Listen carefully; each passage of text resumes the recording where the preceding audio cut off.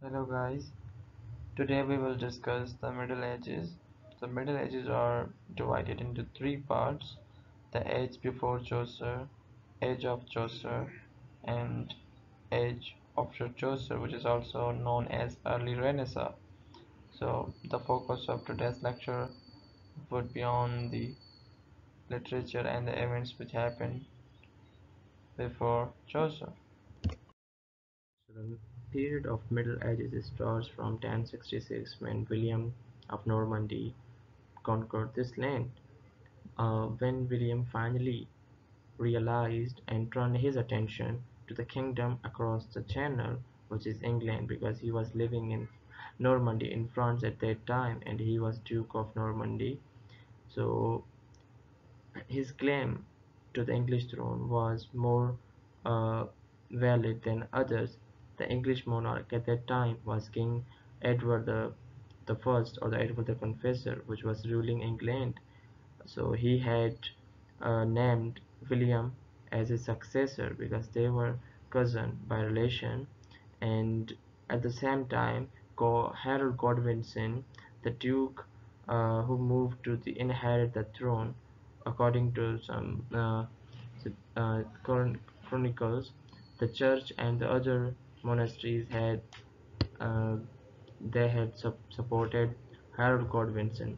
When William the Bastard listened this news, so he took 600 ships and 7,000 people with him and arrived in England.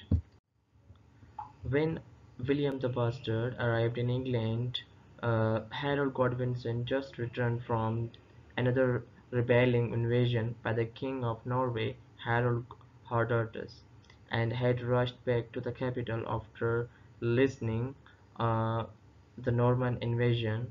William told Harold that his claim to the throne was invalid and that he should relinquish the throne and immediately, or allow the Pope to make an absolute decision. Harold unsurprisingly declined, uh, and two leaders fought at the place of Hastings, which is also known as the Battle of Hastings, on 14 October and 1066, and William the Bastard won this uh, battle, and from there the time of Middle English periods, the French Norsemen began, and the William the Bastard became the William the Conqueror.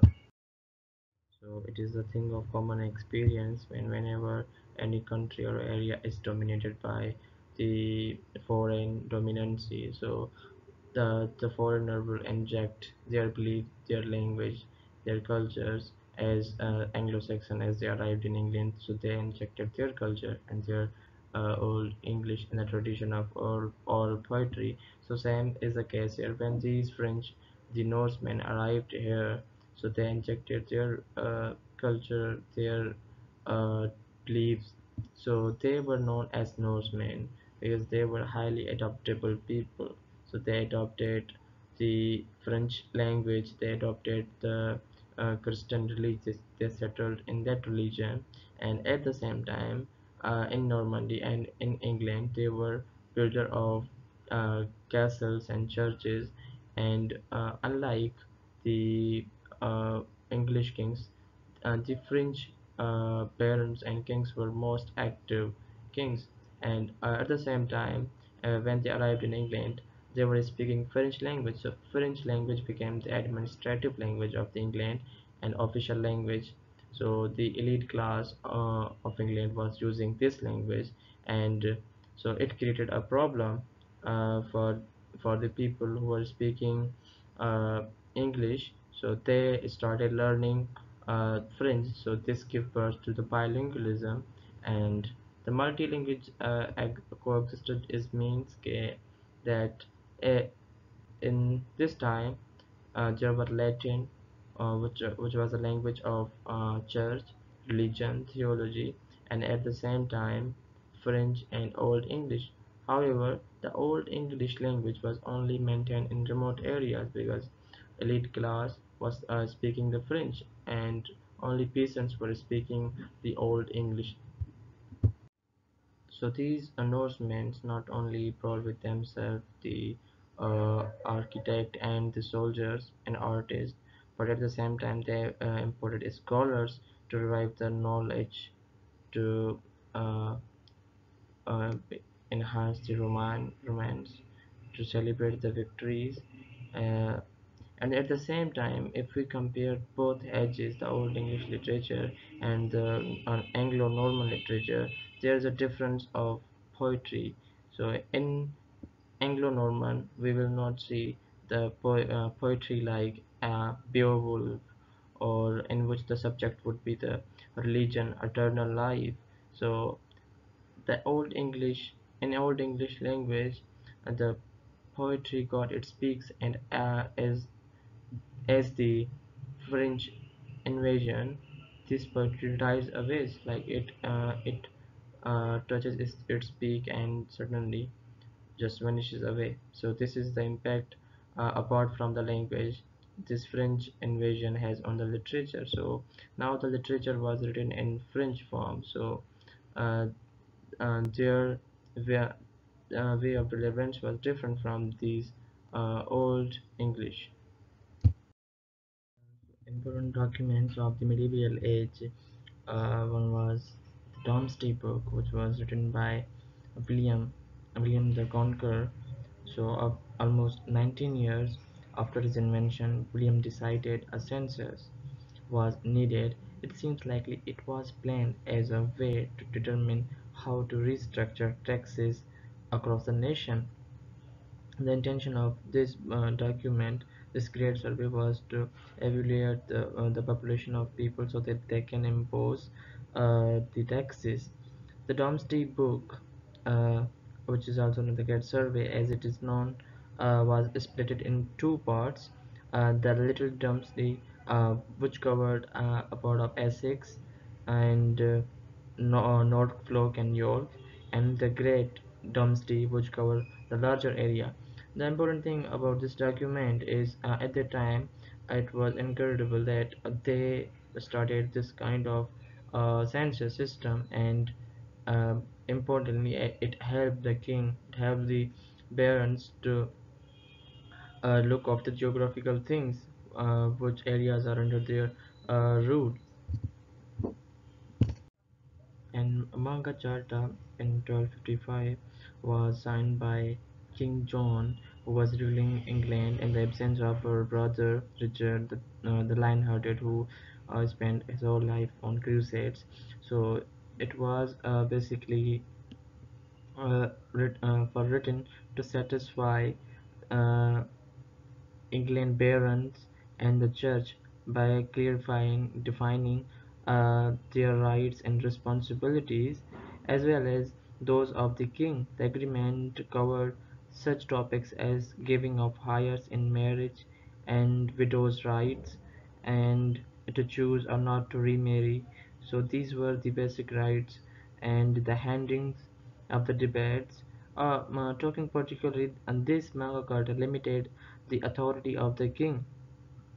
Talking particularly, uh, there were promises that no free man would be imprisoned uh, except by lawful justice, nor would they be denied the right to justice. There are also restrictions placed on the use of taxation by the king and his barons, including the formation of councils that could approve or reject the proposed taxes or monitor the king's compliance. So basically, now the king was not only the sole a ruler. So if king has to rule over the country, so he had to coordinate with the nobles and barons, and at least he have to satisfy those barons if he want to rule.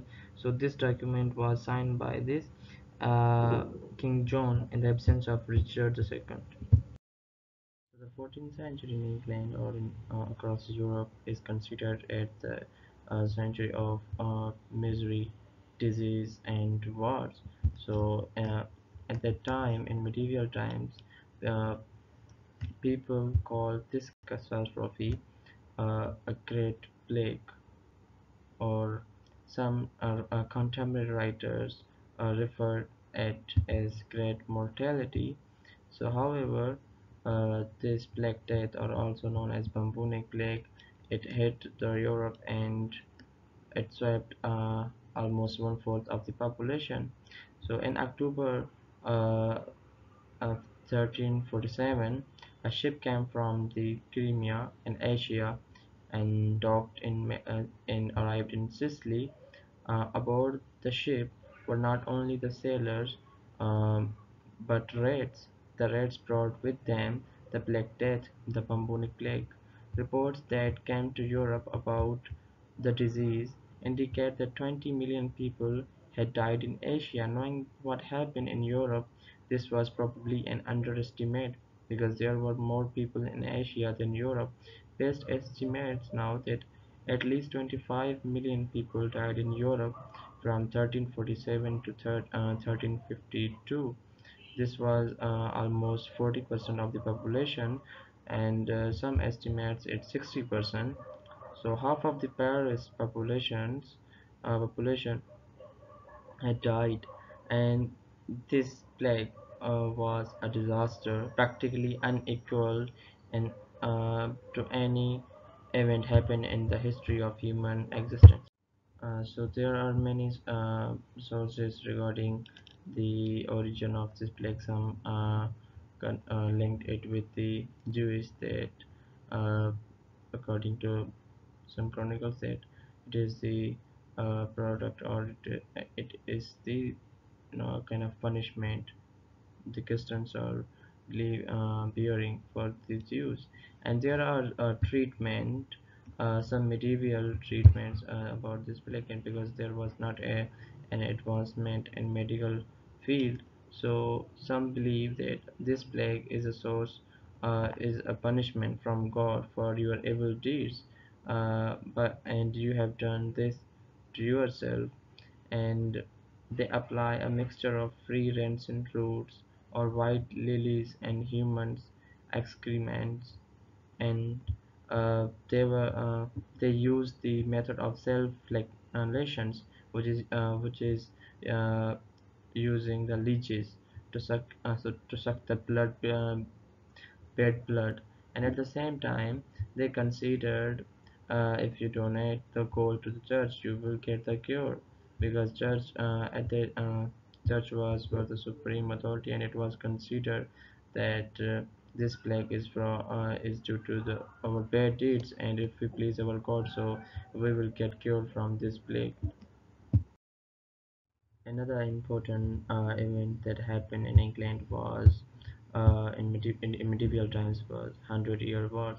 So this war was between England and France, because when William the Bastard of Normandy had lands in Normandy. He was Duke of Normandy at the same time. He became the King of England. So this created a problem. So he was living in England at the same time. He wants to control the France, meaning that he wanted to make England and France one country to become the sole king of all these things. So despite the title, the Hundred Years' War lasted for longer than a century. In fact, it lasted for another 76 years after the death of Edward the in 1377. The conflict began with the breaking of a centuries-old agreement that began with the William Conqueror accession to the English throne. As a ruler, Edward held the Duchy of Normandy because he was from Normandy, and the lands of Aquitaine, but these lands were came uh, under the homage to the French and to be paid to the French king. When Edward refused to respect this deal, Philip VI of France declared war, and the houses of and these both countries uh, fought against each other, and this war lasted for almost more than a century. Discussing the peasants' revolt, 1381, let's discuss what kind of life they were living. In England during the medieval ages, most peasants were living the life very simple with a few rights, and this is where they work for their lords, and in return they were getting protection and food. So following the Black Death and the Hundred-Year War, many peasants had been paid a handsome amount for work because there was scarcity and their status has been improved. But they were worried these new rights would be taken away, and they were prepared to fight to keep them. But this also shows the feudalism of medieval ages, that these peasants were loyal to their lords, knights, and knights were loyal to other. So this is a hierarchy and the social structure, and this is where these peasants were living. So heavy taxation, partially caused by the Hundred-Year Wars and a general dissatisfaction with the living, because this country at that time was fighting a Hundred-Year War with France, so they needed money, and they eventually the kings imposed more taxes on these peasants, so which eventually gave birth to this peasants revolt. So uh, Wade Taylor, a famous writer, and he gathered a force of 50,000 men, and they headed to capital and killed those who associated with the government, including the Archbishop of Canterbury and the Trier of England. So at that time, King Richard was ruling. So Richard actions during this crisis are brave, as he rides out to meet these rebels and calm them by agreeing to their demands when the immediate crisis has been stopped. So they were killed by Richard II, and none of the peasant revolt were their demands were not paid. So this is how this peasant revolution or revolt felt. So if we look at the hierarchy of medieval ages, so kings lie at the top of the hierarchy, and they were followed by barons, and barons were followed by knights, and knights eventually followed by peasants, and they were loyal to each other. And peasants, uh, as I mentioned earlier, so they were working in the fields, and in return they were getting protection. So knights were fighting at the wars, and for their services they were getting lands from these barons and things. And so this emerged the new phenomena called knighthood. Now to become a knight, one have to follow such a process. So he have to live with the noble families from 7 to 8, which is known as the age of page. And then the boy will become a squire, and at the age of 21 he will become a knight. So jousting is a game which arises in the medieval ages, in which the knights were fighting for their honor. So they were riding at the horse, uh, and for honor among knights and other noblemen were extremely important, and often the way that a dispute would be settled by the duel. So if they have any problem or dispute, they would decide it by this jousting. They would fight, and one who wins will be said that it is a divine justice. So so this is the time where honor for knights were very important, and the jousting. So at the same time there were crusades. Means when a certain group of people considers something is religiously wrong, so they will invade that land, or they would invade that thing. So these were Christian, and they thought they believed that the Jerusalem is religiously belonged to them, and so this started the Crusades, and these Crusades are 9 in number. So as I told, Richard II spent all of his life on these Crusades, and at the same time these knights have got an opportunity to express their aggression on these crusades.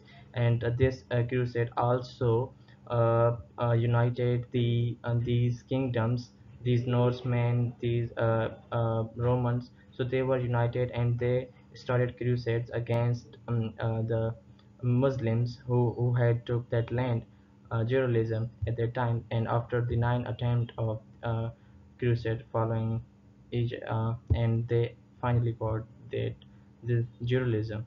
So their aim was to reclaim the Holy Land, which was under the control of Muslim leader Salahuddin. So, if we talk about the characteristics of the medieval English literature, so heroism was there because these people were fighting 100-year wars, and the social beliefs of the young people and for knights was honor. They were fighting for honor, and so this all Germanic characteristics is still remained in the medieval ages, and as the argument of Sir Gawain and their adventure of their knights is an example that the literature revolves around this aspect also. So here is another new thing which emerged in the medieval ages was romance. So before that, no romances were written in the Old English literature. So as the French people arrived in England, so they were more, a kind of uh, advanced as compared to Old English because we see the ladies were writing uh, in this age, and they were entertaining the court.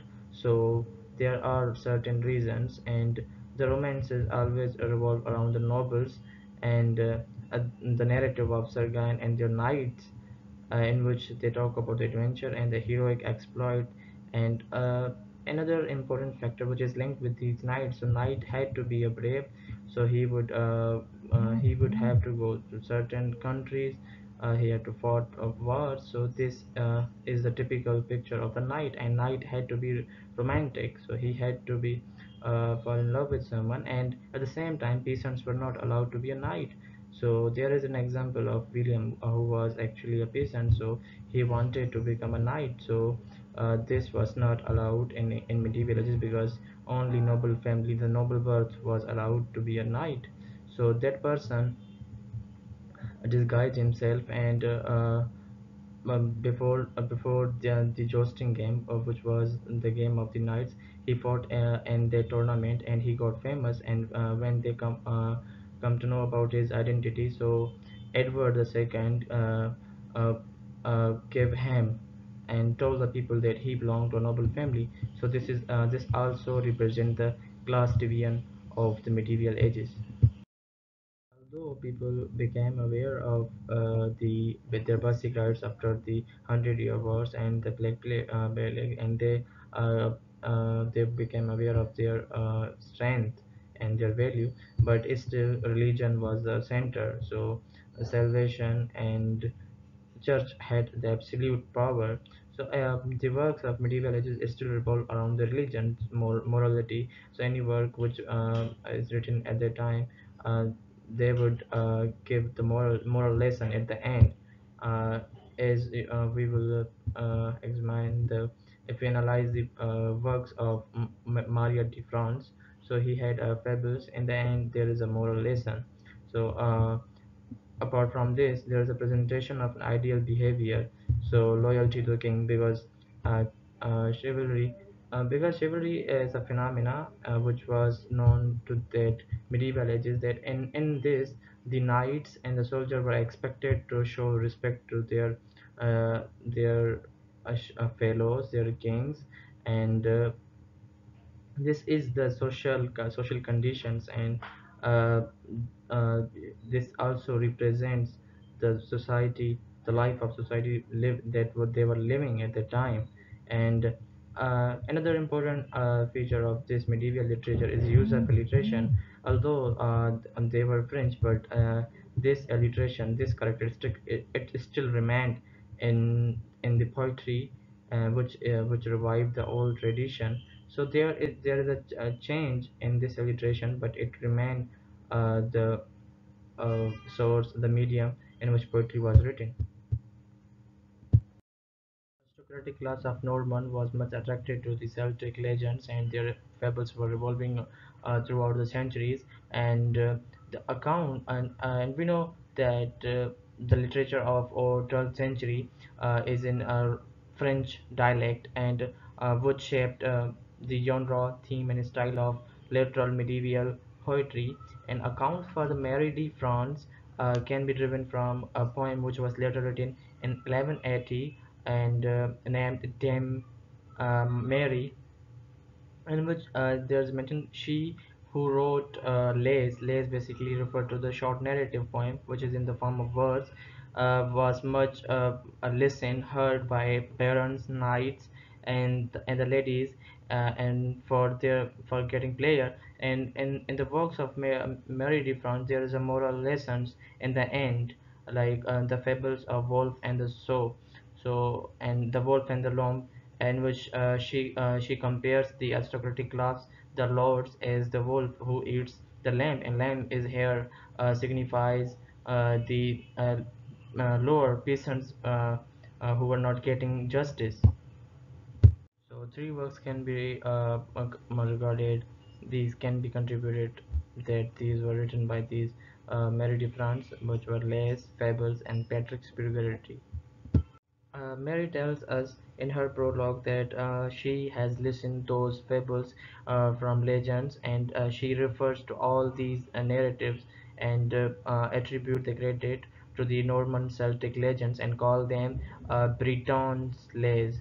The element which she put and that was romance. She presented in the form of romance, and which she involved the affairs of nobles, because she was doing this in the court of French rulers.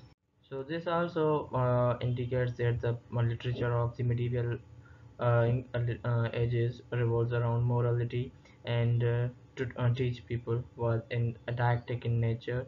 So from her fable there are 12 lays which can be considered as short romances, and this is Mary de France.